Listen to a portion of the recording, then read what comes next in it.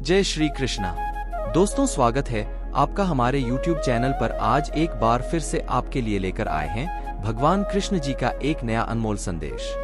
ये संदेश आपके सामने आया है तो इसे बस इत्तेफाक समझने की गलती न करें। ये तो भगवान कृष्ण का ही आदेश है, भगवान कृष्ण की ही सोच है जो ये संदेश आपके सामने आया है। भगवान कृष्ण का नियोजन मानकर इसे सुनने की कोशिश करें और सुनने के बाद अपने जीवन में उतारने की भी कोशिश करें। यकीन मानिए, जो कोई ये संदेश सुनेगा और उसी तरह जीने की कोशिश करेगा उसकी जिंदगी खूबसूरत हो जाएगी भगवान कृष्ण की कृपा से। तो चलिए आज का संदेश क्या है ये जानते हैं।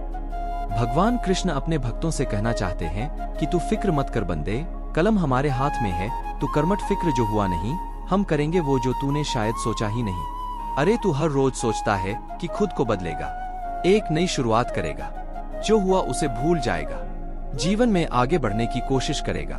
पर ये सब तू कर ही नहीं पाता, क्योंकि हमेशा वही बातें तुझ पर हावी हो जाती हैं जो तेरे लिए अच्छी नहीं होती हैं, और वही सोचकर तू खुद को तकलीफ देता है। और फिर ये जिंदगी तेरे लिए मुश्किलें पैदा करती हैं और तू खुद को संभाल ही नहीं पाता है। इसीलिए मैं तुझसे कहता हूँ कि जितना ही कम दुनिया से तू वास्ता रखता है, उतनी ही खूबसूरत तेरे जिंदगी का रास्ता होता है। जितना कम तू दुनिया से वास्ता रखता है, उतनी ही खूबसूरत तेरी जिंदगी का रास्ता होता है, क्योंकि दिखावे से ये जिंदगी नहीं चलती। जो दिखावा करता है, ऐसे लोगों से दूर रहो। दिखावा समझने में देर लगती है, पर धीरे धीरे सब समझ आ जाता है। कौन कैसा है सब नजर आ जाता है। दिखावा कब तक करेंगे ये लोग, ये वक्त तो उनको भी सब कुछ सिखा जाता है। लेकिन तू एक बात याद रखना, जीवन में कुछ लोग इसीलिए जिंदगी में आते हैं ताकि तू जान सके कि तुझे कैसा नहीं बनना है। इसीलिए जो रिश्ता तुझे रूला दे उससे गहरा कोई रिश्ता नहीं, और जो रिश्ता तुझे रोता हुआ छोड़ दे उससे कमजोर कोई रिश्ता नहीं, और जो आपके खुशी के लिए हार मान ले उससे आप कभी जीत ही नहीं सकते। और ऐसा कोई व्यक्ति अगर तुम्हारे पास है तो उसे समझने की कोशिश करो, उसे अपने आप से दूर कभी मत करो। और इस दुनिया में तेरे पास अगर ऐसा कोई नहीं है तो चिंता मत करो, ये कृष्ण हमेशा तेरे साथ रहेगा।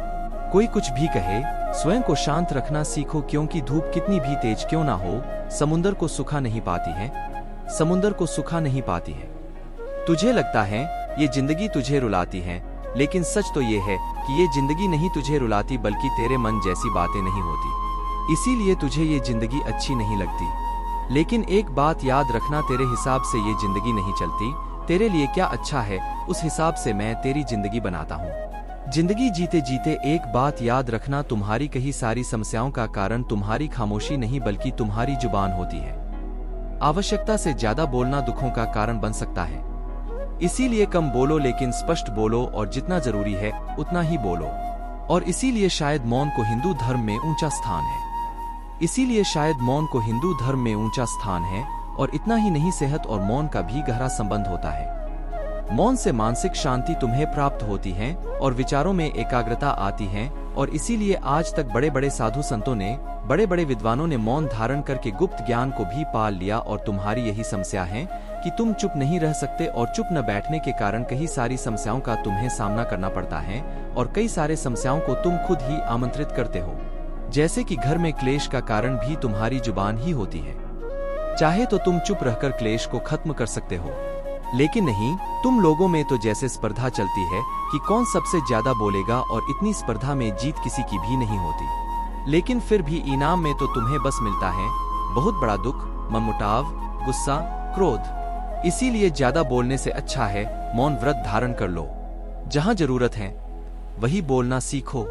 अरे तुम तुम्हारी आवाज शुद्धता के अनुसार खाते हो, आवश्यकता के अनुसार कार्य करते हो, तो फिर आवश्यकता के अनुसार बोलते क्यों नहीं हो। जरूरत से ज्यादा बोलने की जरूरत ही क्या होती है।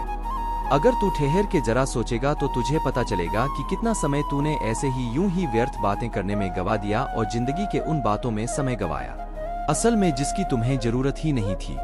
लेकिन हाँ, उस जगह पर बोलना बहुत जरूरी हो जाता है जहां सच में बोलने की आवश्यकता होती है। जैसे कि जहां किसी के साथ छल हो रहा है, कपट हो रहा है, अधर्म हो रहा है और अनैतिकता की बातें हो रही हैं, वहां तो तुम्हें बोलना ही पड़ेगा।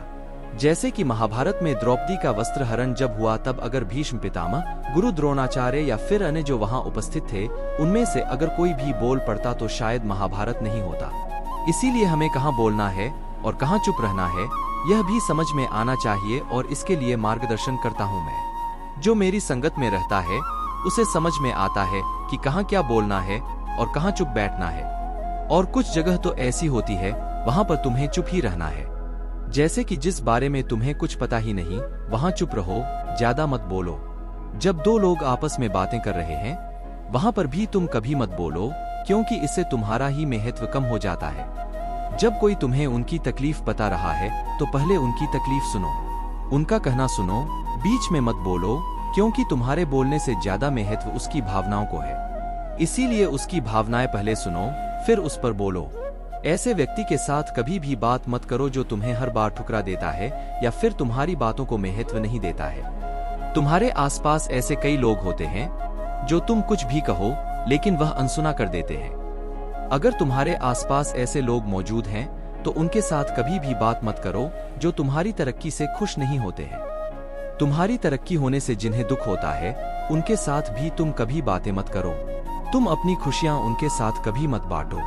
और अगर इस तरह जैसे मैंने बोला है उस प्रकार अगर तुम अपनी जिंदगी जीना शुरू कर दोगे तो तुम्हें कभी भी लोगों से अपेक्षाएं नहीं रहेगी और तुम अपने ही जिंदगी में खुश रहोगे। लेकिन हाँ, इन सब में तुम यह मत सोचना कि तुम्हारा अपना तुम्हारे पास ऐसा कोई नहीं है। अरे तुम्हारा यह कृष्ण तो सदा ही तुम्हारे पास रहेगा, तुम्हारे साथ रहेगा। बस तुम्हारे कृष्ण पर भरोसा रखो, क्योंकि यह कृष्ण अर्जुन का साथ कभी नहीं छोड़ता और मेरा हर भक्त मेरे लिए अर्जुन ही है। मेरा हर भक्त मेरे लिए अर्जुन ही है। तू डरना नहीं, घबराना भी नहीं। यह कृष्ण हमेशा तेरे साथ रहेगा।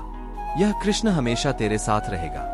भगवान कृष्ण ने आज के संदेश के माध्यम से हमें यही सिखाया है कि कहाँ हमें चुप रहना है और कहाँ बोलना है। अगर हमारा समय बचाना है और हमारी तरक्की करनी है तो हमें कई सारी जगह पर बस चुप ही रहना है।